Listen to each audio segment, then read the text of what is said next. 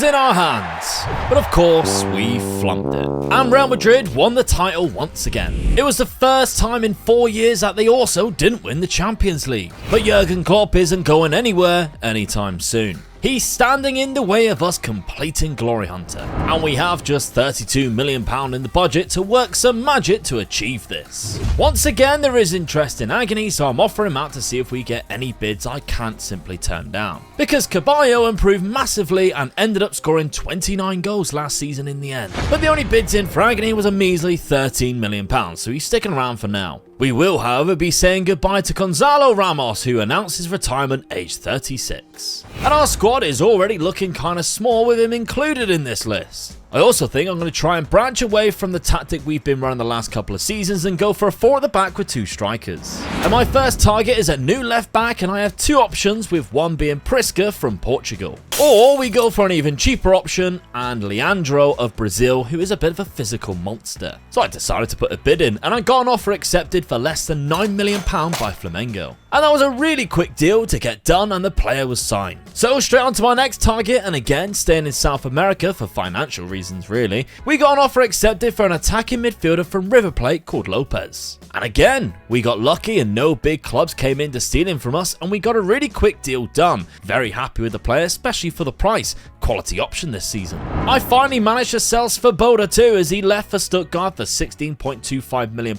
Not bad considering we only paid £8 million for him. There was also some huge bids for Pesic coming in for £17 million, but he's just far too important for me to let him go, and I had to reject it. But I did sell centre-back João Fonseca to Monaco for £17 million, which isn't actually that bad for a backup centre-back and for 31 years old. And that allowed us to spend £28 million more on 3 new players, 2 coming from Copenhagen. Kenta Axvret will be a good squad player who can play across the back 3 and is only 21 years old with some great mental attributes. The other from Sweden is Mats Nyman, a central midfielder more suited to defensive midfield, who has fantastic physical attributes to be an engine in the centre of the pitch. The final player was transfer listed by Arsenal, and I see him was a very useful midfielder to get, seeing as he's only 20 years old and plays in both the attacking and defensive formations. Which led to us swiftly onto the tactic and the lineup for the first match of the season. We are rocking a 4-2-2-2 narrow system using 2 attacking midfielders in the centre instead of the usual wide position, and Malmquist is currently recovering, so drops out for now. And the first game of the season went very well. We scored some insane goals too, which you are seeing right now. Agony scored a great goal either side of halftime, and his runs, which were found both times by the exceptional assist, were obviously joyous too. New signing Juan Lopez with a direct free kick on his debut as well. The only blemish on this 7-0 win was the injury to Alborz, which put him out for the next 4 to 5 weeks. The following match started with Pesic having a penalty saved after just 2 minutes. Won 5-0 though, so it's all good. And I forgot all about it in the 3rd game when Pesic got an unbelievable assist for Caballo in a 2-1 win against Celta. No surprise, we've got Chelsea again in the Champions League. Speaking of that competition, Caballo really stepped up the goals against Spurs, putting 4 past them and completely dominating their defence in the air. The Argentine striker is an absolute animal, and the North London side just did not know how to handle him. And of course, after 4 league games and 4 league wins, we already head to the Bernabeu to face the champions. With Alborz still out injured, we have almost a perfect starting 11, with Agony actually on the bench, with the Croatian striker in favour to partner Caballo and Nyman favoured over Perez for defensive duties. And that decision paid off because he found the Argentine striker to open the scoring with an insane goal. But Real Madrid pushed and eventually brought the game to a 1-1 draw in the 83rd minute. We followed it though with another away win against Sevilla, with Agony scoring 2 goals. And then we lost to Monaco in the Champions League from a corner in the 86th minute. But 3 of us are on the top of La Liga, all on the same points with ourselves, and Madrid being joined by Cadiz of all clubs.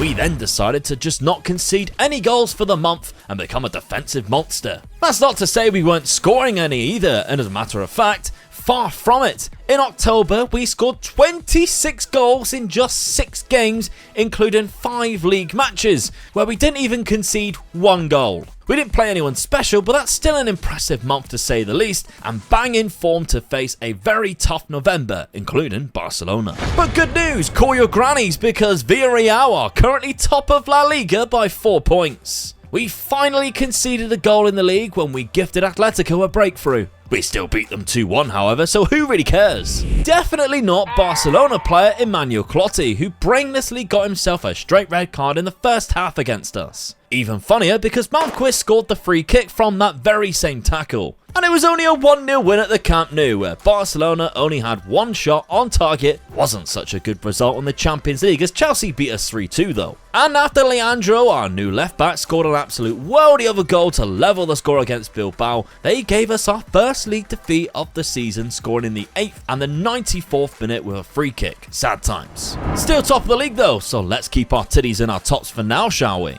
Okay, maybe I spoke too soon once again. Even after that horrendous home defeat though, we managed to pull off back-to-back 4-0s. And yet, we are still only good enough for, wait, 3rd place. Good thing is, it is now January and the board have backed us and given us more of a transfer budget. The bad news is, we lost our first match of the year to Valencia this time, who scored just 2 of their 3 shots on target. But I spent the money on bringing in a world-class midfielder called Federico from Newcastle for £47 million.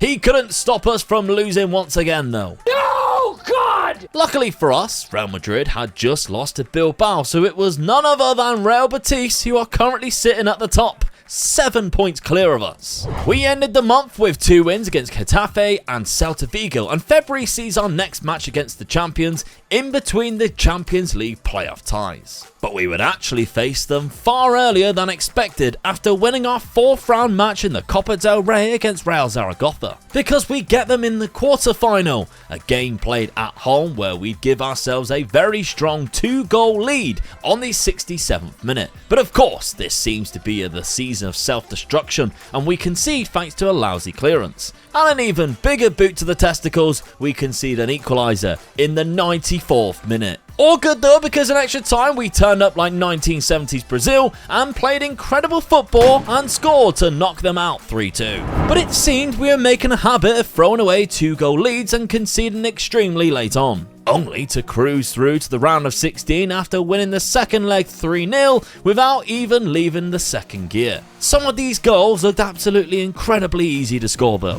However, the most important game of the month was that Real Madrid league fixture in which we took the lead after just 20 minutes in, and we made it 2-0 from the penalty spot. And our run of being crap while 2-0 up continues and Real Madrid score. There was a 4th goal, but you'll never believe it until you see it. It went to Villarreal and we send Real Madrid home with a 3-1 defeat. That seemed to really get our groove back because we stuffed Sevilla and Lugo both 6-0 in the next 2 league games, with Caballo scoring 7 goals as well as another 4 in the semi-final of the Copa del Rey first leg. We are still in 3rd though. Look closely because we have 2 games in hand however and only 3 points off top. It's in our hands again. We've just got to keep winning games. Keep winning games just like that. Back-to-back away wins. We love to see it. In fact, an insane month.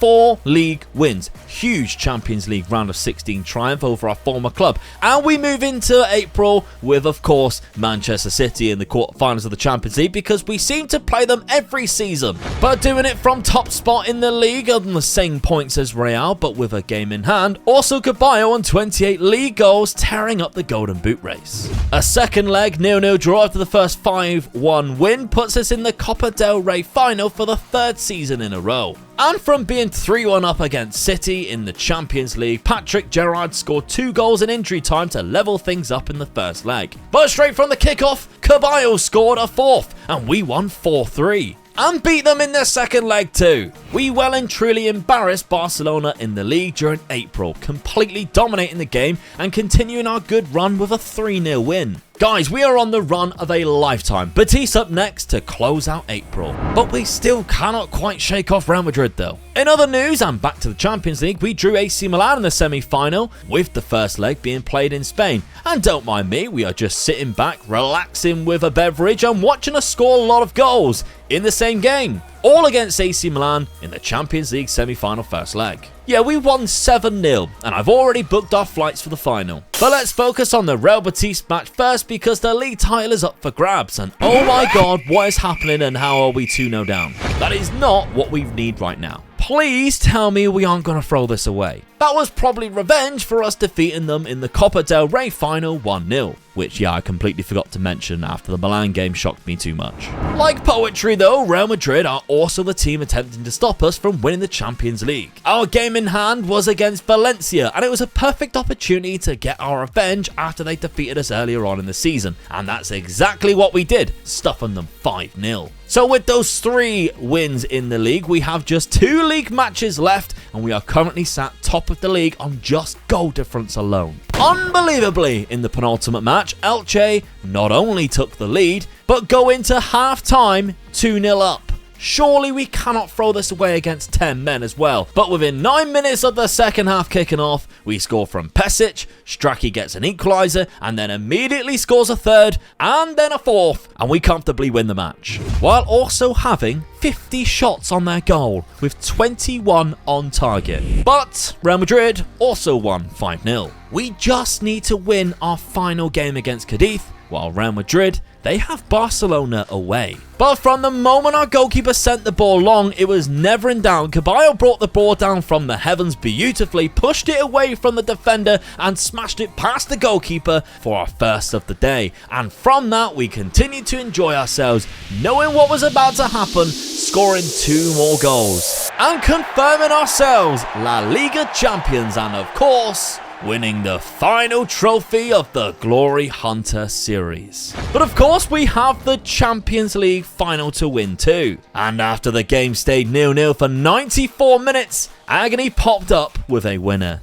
And we had our 3rd Champions League with 3 different clubs. And speaking of 3s, we also won the treble this season. So with 25 major trophies won in 18 seasons, including 3 Champions Leagues, 7 different clubs, Roma, Chelsea, Manchester City, Leverkusen, Leipzig, PSG, and of course finally Villarreal, we have won all 5 top divisions in Europe, the 5 biggest cup competitions in Europe, and of course the Europa League and the Champions League. After managing many quality players from the beginning at Tammy Abraham to Erling Haaland to Kylian Mbappe, Francisco of course, alongside many others, it has been a fantastic journey that I really hope you have enjoyed as much as I have, and I'll see you on the next one.